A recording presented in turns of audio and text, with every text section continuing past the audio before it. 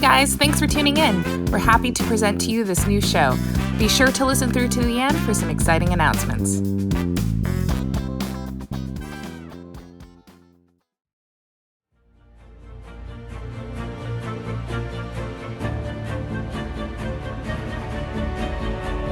Clam, a mighty sea mollusk or an unknowable concept. Today, we invite you to join us on a journey as we invoke Clam and share with you its mysterious, wondrous powers. Powers that have troubled the sleep of kings and of peasants for centuries. To honor, to glory, to Clam!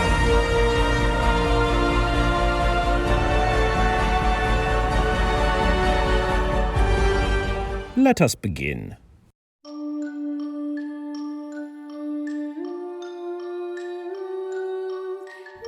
Book 1. Who is Clam?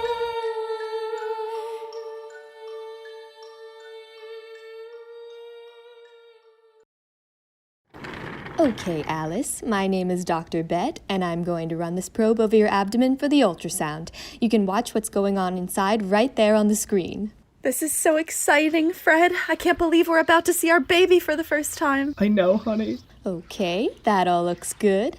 Now here we should be able to see... Oh. What? What is it? Don't panic. But there's good news and bad news. You're not actually pregnant in the usual sense of the word. But there is a semi-precious pearl inside of your uterus, about the size of a bocce ball. See, right there. You're pregnant with a rare jewel. Congratulations. I don't understand. Would you like for me to reach up there and extract it? I don't know. Up until 2 seconds ago, I thought this was my baby. How did this happen? Well, natural pearls form when an irritant works its way into a mollusk, or in this case, your uterus. As a defense mechanism, a fluid is used to coat the irritant layer by layer until a lustrous pearl is formed. Now, this is just a gyno's theory, but I would guess that when you and Fred were making whoopee, your body thought Fred's semen was a nasty irritant and reacted defensively. But beauty is begotten from this strange chaos. Well, I'm going to have to disagree with you there, Doc, because my semen is perfect.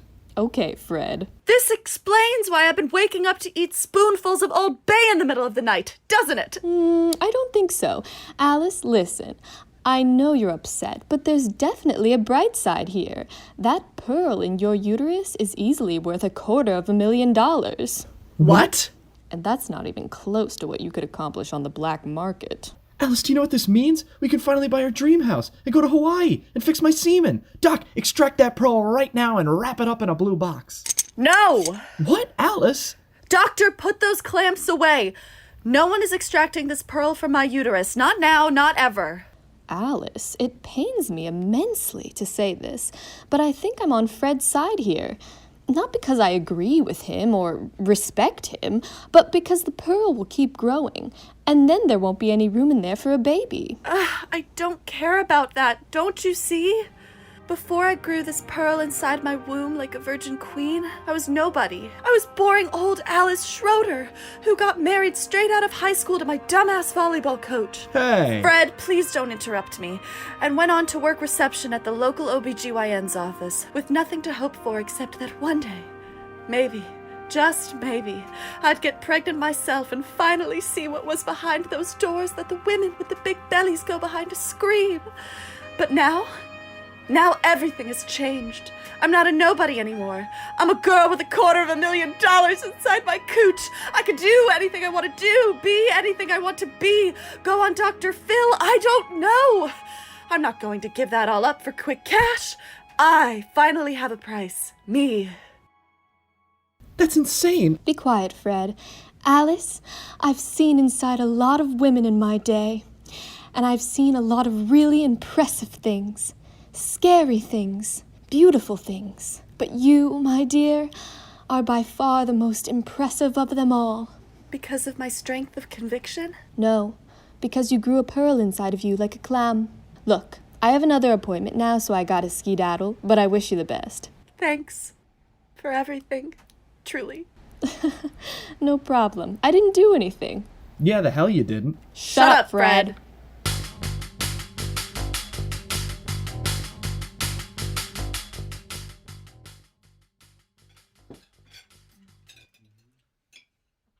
Well, as it's my daughter and her husband's 15th wedding anniversary, I'd like to make a toast. Cheers to you both. Cheers. Thanks, Dad. Wow, Mom and Dad, you guys have been married for a long time. Well, when you find the right person, it's easy being together forever. Aw, Danny. You know, kids, your mother very nearly married someone else back in the day. Someone I approved of intensely. Whoa, really? Dad, please don't. What? I'm not allowed to tell a story? No, actually, I want to hear this. Patty, you told me I was your only love. Well... His name was Clam Winkle. What? Here we go. His name was young Clam Winkle. And for him, Patty's heart did tinkle. They'd skip school sometimes, feigning the shingles. They'd go up in the mountains together and do stuff. Mom, you skipped school for a guy named Clam Winkle? I was young. It was just a fling. It was most certainly not a fling. They were inseparable. I caught them making a blood pact once. What? And I let it happen. Well, then what? Where's Clam Winkle now? We just grew apart. No. One day Clam came to me begging for permission to plan a great wedding. He loved Patty more than were words, more than Way loved her mischievous curds. As a son, I would love him exclusively, and I said to him right as he left from me, if my daughter ever married another Clam, that marriage would be a ridiculous sham. Hey, wait a second here. What are you... So Clam asked Patty for her hand, and she said, oh my goodness, yes ma'am. And they went up in the mountains together to do the deed. Mom, I don't understand. Are you married to someone else? No. No, she is not. Because right before they could go through with it, Clam Winkle died tragically. And the whole town mourned because he was the greatest, most complicated, most beautiful man they would ever know. What did he die from? Being too tall, dark, and handsome? No. Well, what was it then? Clam attack. What? So you see, children, if your mother had married Clam Winkle instead of your father, you wouldn't have even been born. So you should consider yourselves very lucky that those clams lusted for blood. Damn. Oh, please. I just have one question. Was he called Clam Winkle because of the clam attack, or was it just a coincidence? No one knows.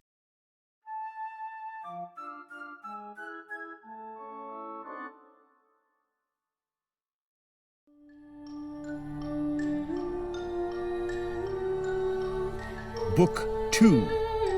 What is Clam?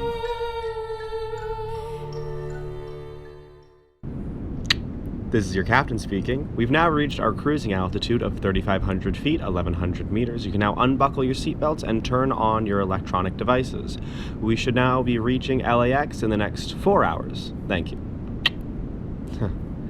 Boy, I do love flying airplanes. Don't you, co-pilot? Sorry, what? I was distracted. Oh, what's wrong, buddy? You've seemed off all day today. Well, it's just...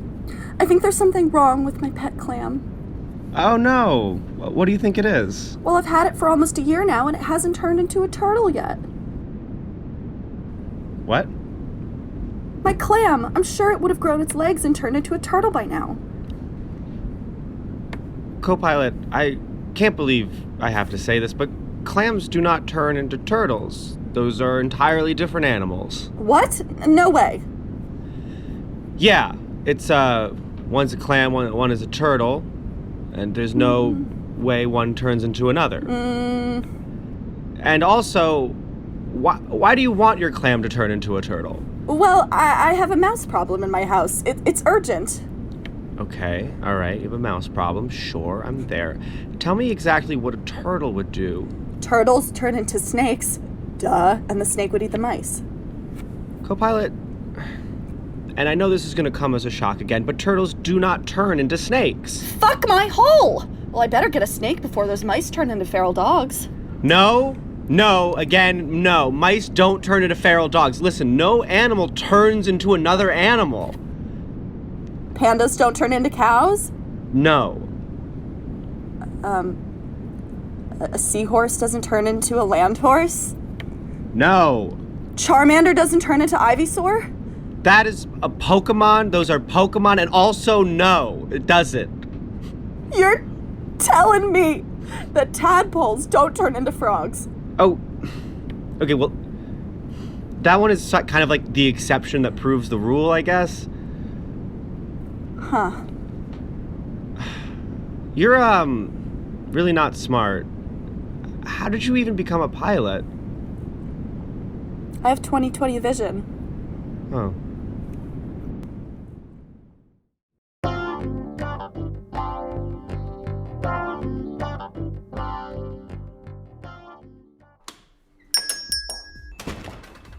Hi, welcome to the Nasty Clam, where everything is feminist, women are nasty, and all vaginas are clams. Are you looking for anything special today?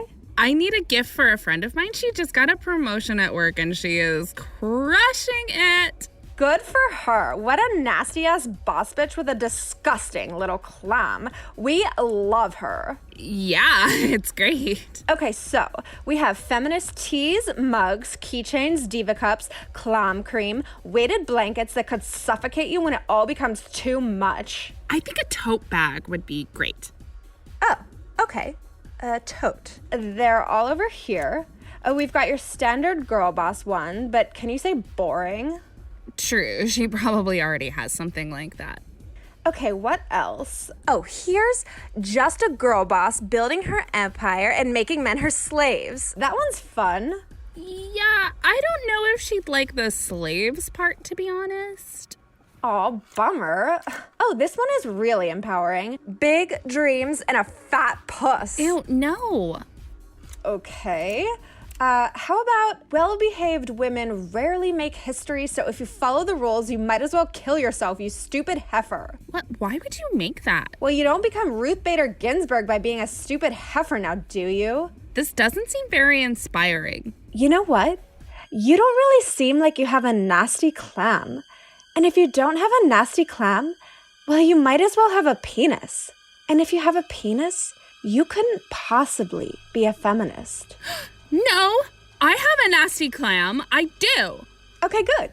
In that case, I think I know exactly what you're looking for. Let me show you our special stock right through this curtain. For the nasty clam who stands for something, she just doesn't know exactly what. Back here, we've got our signature nasty clam guns. Oh, no. That's okay. I think I'm just gonna go with this. Okay, let me just ring you up here. Thanks for your purchase. Bye. Congrats on your promotion. I got you a little something. The Nasty Clam? Oh my gosh, I love this store. Aw, a tote bag. I broke the glass ceiling so hard I cannot stop bleeding. Someone please call an ambulance. It's everywhere. I'm losing consciousness. Oh my god, I love it. I knew you would, bitch.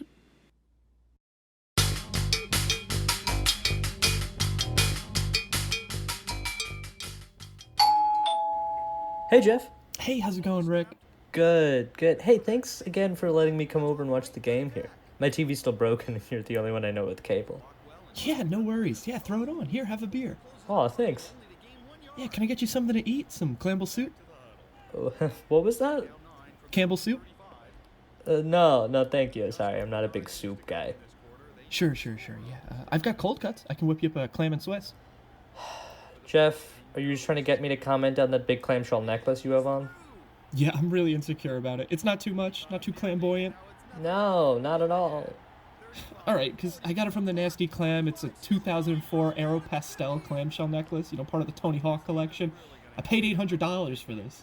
Oh, wow, okay. Yeah, no, it looks really good.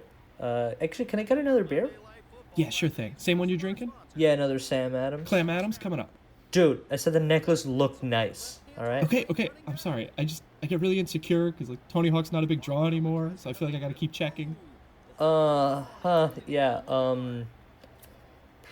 Oh, you know what? That's actually a really nice family portrait on the wall. Who's that next to your dad? Yeah, that's my uncle, actually. He fought in Clam. Alright, man. Look. The necklace is fine, alright? You don't need to keep trying to subtly bring it up. Okay. Let's just watch the game. We gotta see who becomes Division Clampions. See someone hit a grand clam. Jeff! I can't help it! Alright, well, at least baseball seems too easy for you to keep making up puns. Let's try watching a movie instead to hopefully get your mind off the necklace. Here, how about Baywatch? Yeah, I think there's a cameo from Pamela Anderson. Alright, I should have seen that one coming. How about this one? Space Jam? Wait, fuck, hold that up again. Jeff, I think something's going on with you. We should get to a hospital. They can maybe take your vitals, hook you up to an electrocardiogram clamp. Oh, no. Come on, Jeff, stay. We can play a game outside. I've got Can Jam. Clam Jam. Clam.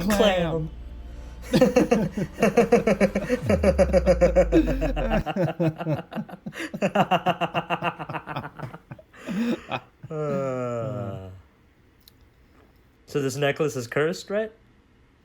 Yes.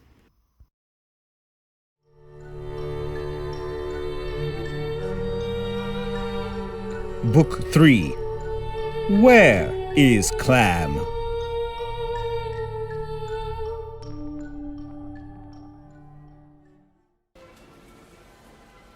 Ladies and gentlemen, thank you for tuning in to the 14th annual Lincoln County Clam Eating Contest. Our top 4 contestants here are battling it out for the title of Clam King of Lincoln County. I'll be commentating on the event, and looks like they're about to get started here. And they're off! Contestant 1 is starting off strong, getting those clams down, but Contestant 2 is hot on their trail. Contestant 3 seems to not understand he needs to shuck the clams, and he swallowed one, clamshell and all. Contestant 2 just hit 10 clams. Contestant 3 now seems to be doing the universal sign of choking, and Contestant 1 just hit 10 clams, neck and neck with Contestant 2. And it looks like Contestant 3's face has gone blue, paramedics rushing onto the scene, you hate to see it. Contestant 2 is using his 1 water break strategically early in the race. Let's see how that pays off. And what are the odds? Contestant 4 is now choking also. Paramedics seem to only be able to save one of the contestants. Tough decisions here.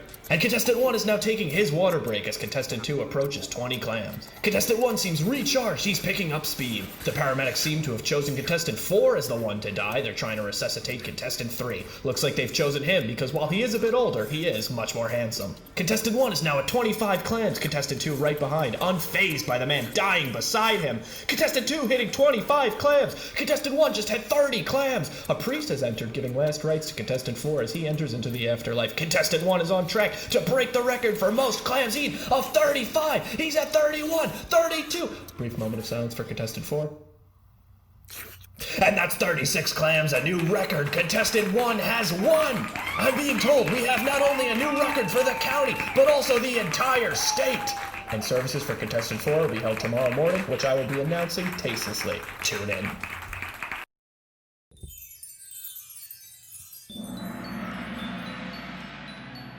We all know the story of the Little Mermaid, but the tales of the sea don't stop with Ariel. This is the story of Heather, the little clam maid.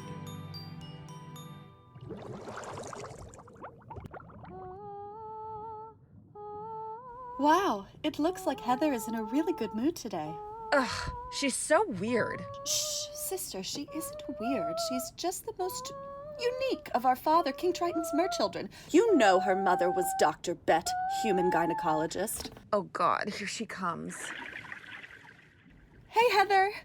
What has you singing so well today? Well, sisters, I saved a craggy old fisherman from drowning, pulled him right from the sea, and now we're in love. But you're a clam. Yeah, so what? Sister, come on now. We all know that Heather can do anything the rest of us mermaids can, even if she doesn't have beautiful human arms or breasts. I don't need any, because I'm 80% tongue and 100% whole, and for any real action, that's all you need. You told me that. And that's absolutely true, but... Heather, did you even talk to this dude? We didn't need to. We just Frenched until his crew came to pick me up.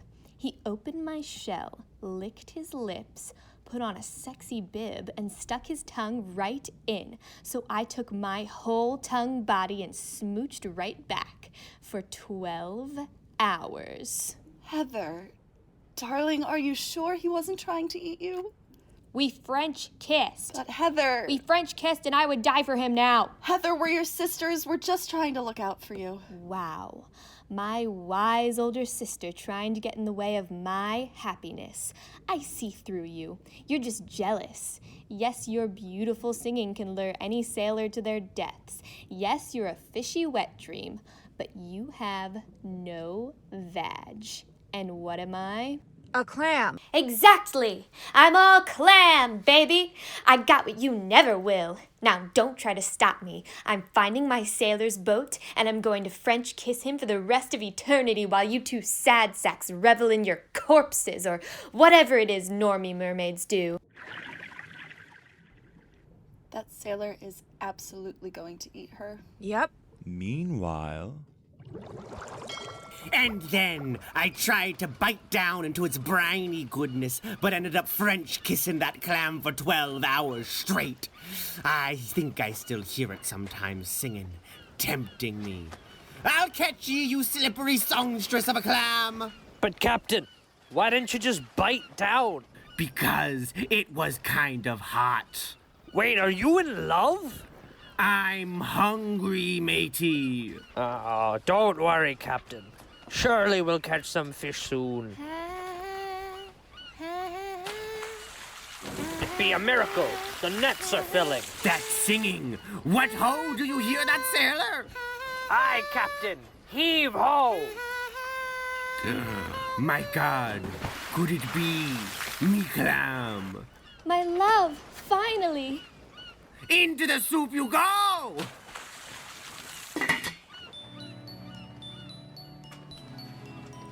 And they all lived happily ever after.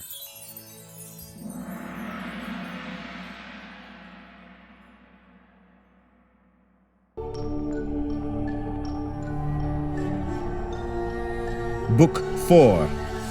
When is Clam?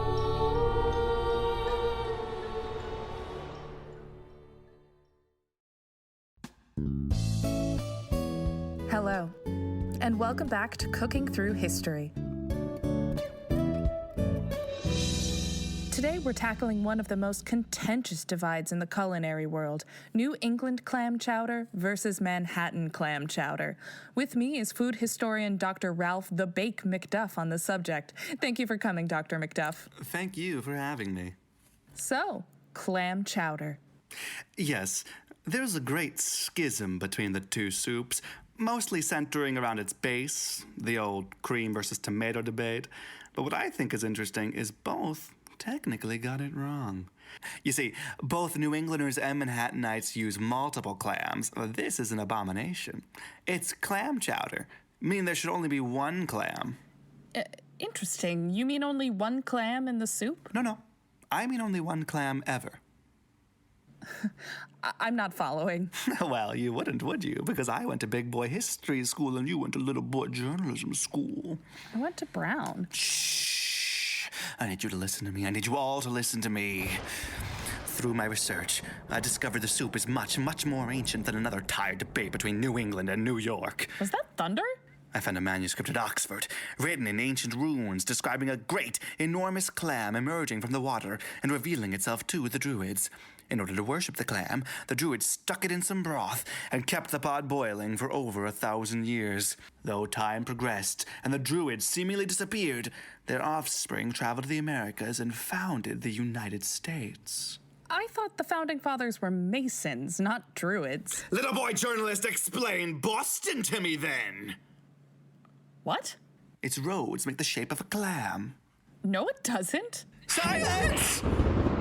But the founders turned their back on their old ways, neglected to keep the pot boiling, and let their progeny run amok, tainting it with bastard clams from an unholy sea. Your New England and Manhattan clam chowder. Do you hear something? I hear the call of an angry clam god who waits, dreaming. And whether it be Manhattan or Innsmouth, Massachusetts, he will rise again and punish ye sorrowful chefs. I hear his call, and I think so do you. Who is he? The thing cannot be described. There is no language for such abysms of shrieking and immemorial lunacy, such eldritch contradictions of all matter, force, and cosmic order. Little boy journalist, you could never comprehend him. So that's what I mean, one clam, singular.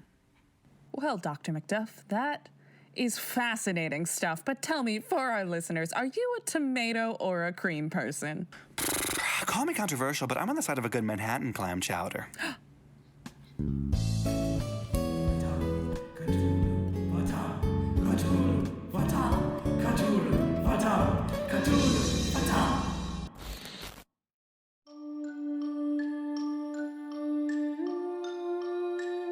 Book 5.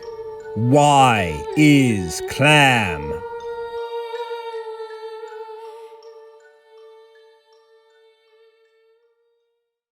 Hi everybody, my name is Mikey Manson, no relation to Charles. Are you like me at all? Not emotionally or anything. I mean, do you like to take baths but also get frustrated when you have to drain down all that water? What a waste. I mean, you just use it once and then it's gone down the drain and then it ends up in a landfill and then you have to keep paying for more water like a bitch chump. Well, if what I just said is true, then you are like me. In which case, I recommend to you that you buy my product here. I call it Clam Bath. What it is it's a bucket full of clams that I'll drive over in my Winnebago, and then you can put them in your bath. Clams are bottom feeders and naturally filter water. They'll make a big old feast of the oil and filth you leave behind in the bath, and then they'll clean it right up. So next time, you could just use the same bath water again and again. Honestly, you don't even need a drain with these bad boys, so you may as well get rid of it. And you might be thinking, if I fill up my bathtub full of clams, won't I be mocked and ostracized by my friends and family? Well, let me spell something out for you, fucko. You don't need your old friends anymore. I'm your real friend. Me and the clams are your real friends now. Forget about your old friends. Forget about your family. They don't understand you. Me and the clams understand you. Throw out your drain, delete all your contacts, divorce your spouse, helter-skelter. I am Charles Manson's son, and I'm trying to sell you a bathtub full of clams. Hey, John. Please, come sit down. Hi, Margot. This is a really nice office. Can I ask what this meeting is about? Of course. So firstly, me and everyone else here at HR wanted to congratulate you on being promoted to Flavor Design Specialist here at Ben & Jerry's. Oh my gosh, thanks. You know, I've always dreamed of being the person who designed the new flavors for you guys. Well, we're glad to have you. I also called you in because your manager thought it might be a good idea for us to go over a couple of the flavor suggestions you submitted for this week. Is there a problem? No, we do this with all the new designers. Going over my notes here, it looks like you submitted a couple of interesting ones. Oreo cookie, butterscotch, brownie with walnuts. It all seems very promising. Thank you. Oh, looks like I forgot one at the end here. I'm sorry. Does this say clamato juice? Like a clam and tomato juice combination flavor? Yeah, I thought it might be fun to go savory on one of them. Okay. And just as a follow-up, do you have a tiny little car that you drive around all your family and friends in? I have a Ford Focus. I wouldn't say that's tiny. Huh, that's weird.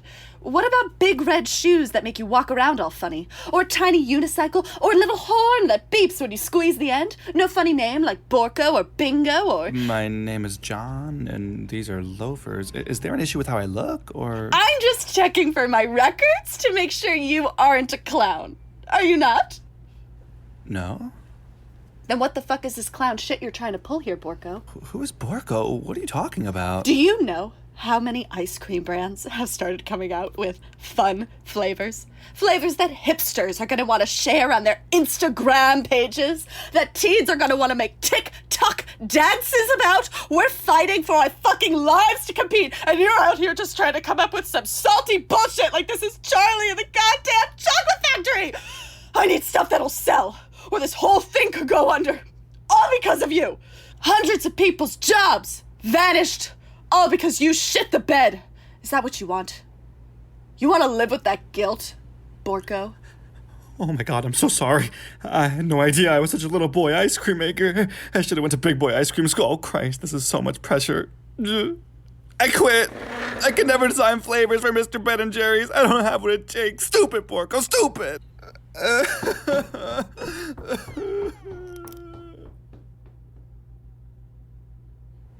I should start emailing feedback for these.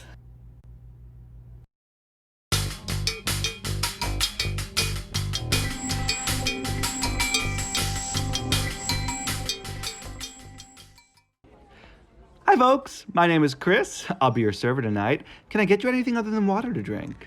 I'm fine with water. Me too. All right, I'll give you two a moment to look over the menu, and I'll be right back. I have to say, it's really nice to meet you, Ryan. You look even better than your profile. Aw, shucks, Kim. You also look beautiful. What was that joke on your profile again? Don't worry. I'll never be shellfish. I'm allergic. You're hysterical. Is that like a kosher thing, or? No, I'm actually very allergic to shellfish. Oh. So, what would happen if you ate, like, an oyster? Would your throat just get a little scratchy? Well, first I'd sweat, like a lot. Then my face would get all red and puffy. Yeah? And then my throat would close up.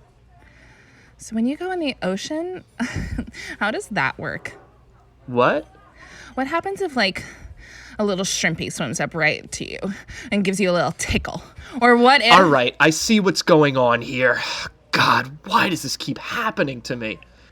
What's wrong? Look, I know, all right? I know that my shellfish allergy makes me irresistible, almost incomprehensibly attractive. Attractive? What? I didn't even notice. Of course you noticed, because if I ever hurt you, ticked you off, annoyed you in the slightest way, you could annihilate me with the tiniest morsel of shellfish. I'm every woman's fantasy, and I'm not looking for a relationship with that imbalance of power.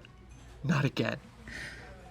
Okay, I admit, I did just read 50 Shades of Grey, and I'm looking to experiment with a little light BDSM. And that's why you appealed to me initially. But after I talked to you, I realized how much I care about you. And that I would never hurt you. I just want to brush a little piece of clam over your cheek and see what color it would turn. And just get my rocks off for a little while. Huh. Wow. Well, I could tell by the tears in your eyes that you meant everything you just said. And I do like you, so you know what? I'm willing to try. But you also have to love me for my personality, Kim, my interests. I like golf and whittling. I can do that. You'd have to come with me to golf tours. You'd have to be comfortable with little wood chips all over our porch. And the last thing is, you have to know my name is actually Rip Clam Winkle. My mom said that name came to her in a vision the night before I was born, but it's weird, so I just go by Ryan. Ryan, Rip Clam Winkle, whatever. That all sounds fine, okay? That, plus a steaming hot shellfish allergy is just the icing on the cake. Really? Really. Now, let's say you and I head back to my place and make whoopee. Hi, folks. Me again. Have you decided? Yes! Give us your biggest plate of clams. To go.